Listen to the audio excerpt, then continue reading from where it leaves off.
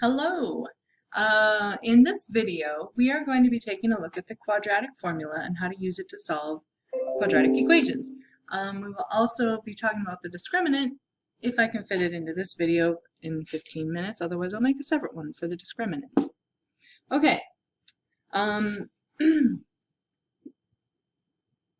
From previous lessons, we know that the square root of -1, that's awfully big, pen, is equal to I, the imaginary unit. You're going to need to know that for some of the solutions in this video.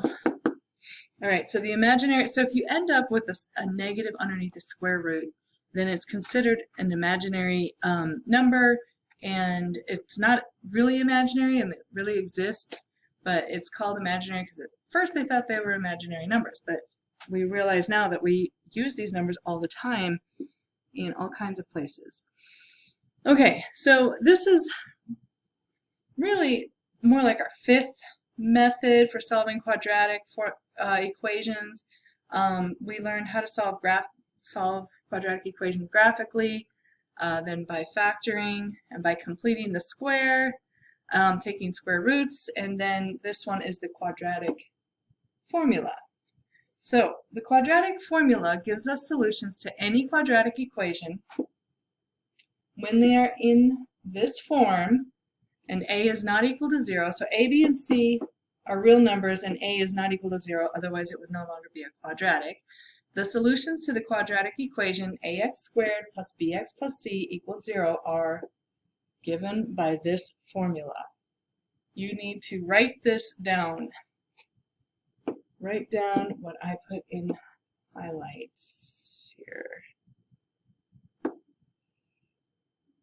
And this entire thing. Now when you write this equation down, you need to be really careful. It's a negative b, that means the opposite of b. Plus or minus means we're going to have two solutions. And then we have the square root. This is where we might end up with using those imaginary units. If we get a negative underneath the square root, it would be imaginary. And then it's the entire, notice it's the entire numerator divided by 2 times a. So you're going to need to make sure that the quadratic equation is in this form, standard form, and equal to 0 on the other side. And then you can identify a, b, and c, you plug it into this formula, and you have to make sure you use the correct order of operations, and you'll have your two solutions. Okay, so here's an example. Given 6x squared plus 8x plus 13, I want you to identify each of these.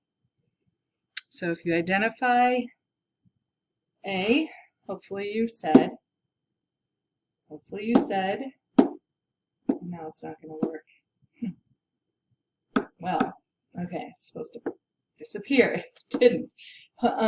Oh, there we go. A is 6. And then identifying B over here. Well, let's identify C first. C, you do it in your head. C should be 13. If you got that, you got that right. And then think about what B would be. Yeah, baby. Yeah, baby. 8. That's right. Okay, then you would plug it into this formula and go from there. All right, so let's do a whole example here. So first write this equation down. We have x squared plus 3x equals 2. So it's not in the form that is required here. We need to get one side equal to 0. So you can do that pretty easily by subtracting 2 from both sides, and you end up with x squared plus 3x minus 2 equals 0. Okay, and then recall when it's in that form, we can use this quadratic formula to solve for x. So the first thing, well, at this point, what we need to do is we need to identify a, b, and c and plug those in. So my value of a, please be thinking about this on your own and see if you're getting the same thing I'm getting. A would be 1, B is 3, and C is -2. So then we're going to plug it into this formula.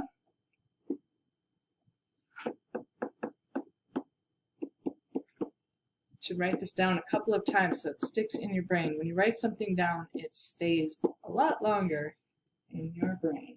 So we had A was 1, B was, I better go back and make sure, 3, and C was negative 2. Okay, put those into this expression on the right. You have negative 3, because B is 3, so this negative sign, and then plug in 3.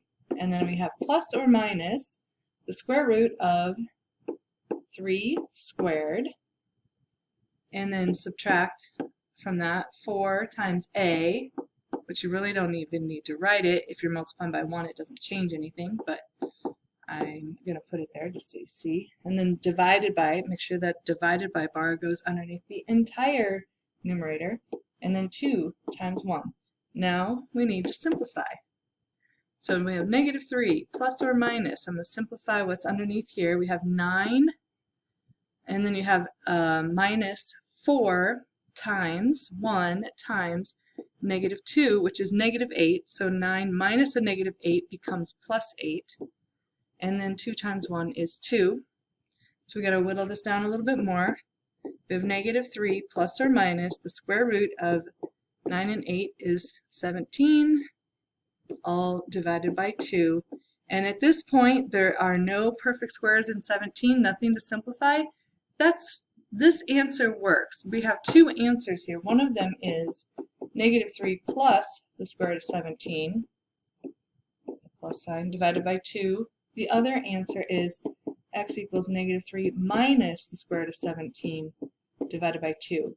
And so if you were applying this to something in the real world, like let's say this turns out to be the time that something's in the air. You would never tell me that it's negative 3 plus or minus the square root of 17 over 2 seconds. You would plug that in your calculator and get an approximate value for what that's equal to, but it's not applied to anything right now, so we can just leave our answer. This is actually in exact form, and as soon as you put it in the calculator, that square root of 17 is irrational, and you'll have to end up rounding the answer.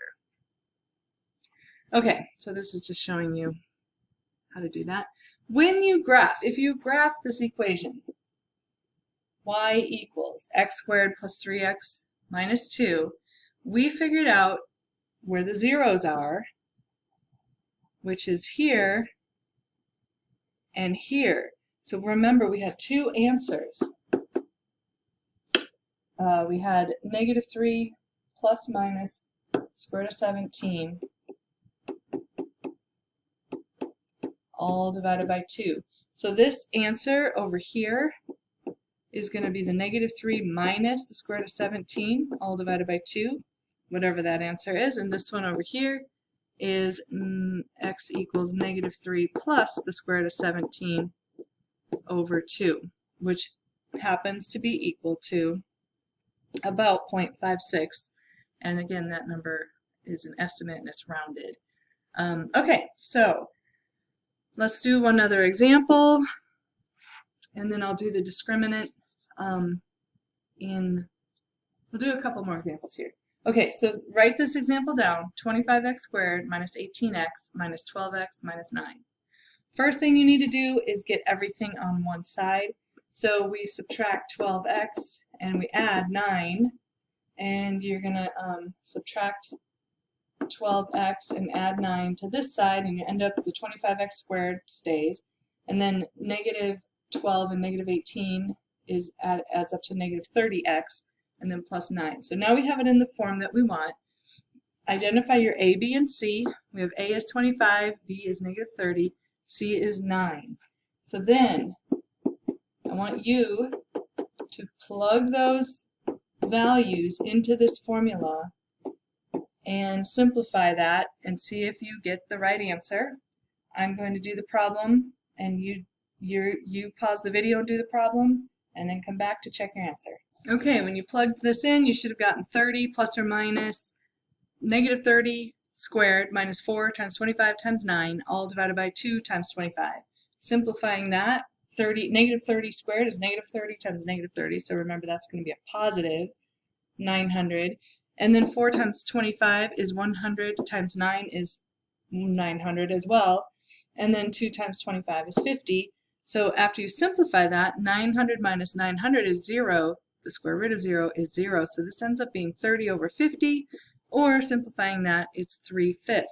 Notice that in this case, what was underneath the discriminant, or what was underneath the square root, ended up being 0. And in that case, you're going to end up with just one solution to the problem, and that is because the vertex of the parabola lies right on the x-axis, and when that happens, you'll end up with just one solution, and it